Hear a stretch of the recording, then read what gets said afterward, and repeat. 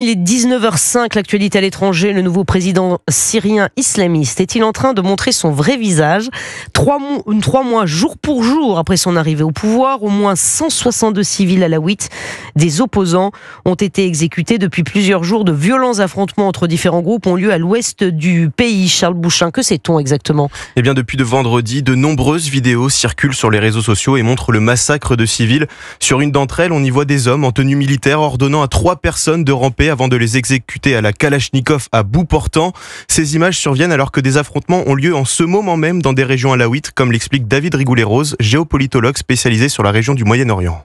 Il y a eu dans la région alaouite des vrais affrontements entre des groupes armés mobilisés par des membres de l'ancien régime et puis les forces du nouveau gouvernement. Ça alimente une dimension conflictuelle qui prouve que la transition est moins simple qu'on ne pouvait l'espérer. Et oui, car la promesse du nouveau président Ahmed al-Shara était de rétablir la sécurité et le calme dans le pays.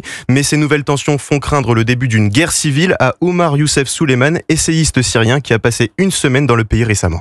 Selon ce que je vois, ce que je suis, ce que j'ai vu, on se dirige directement vers une guerre civile en Syrie. Il y a le sang qui coule partout et il y a la vengeance de la part de tout le monde contre tout le monde et c'est le chaos maintenant.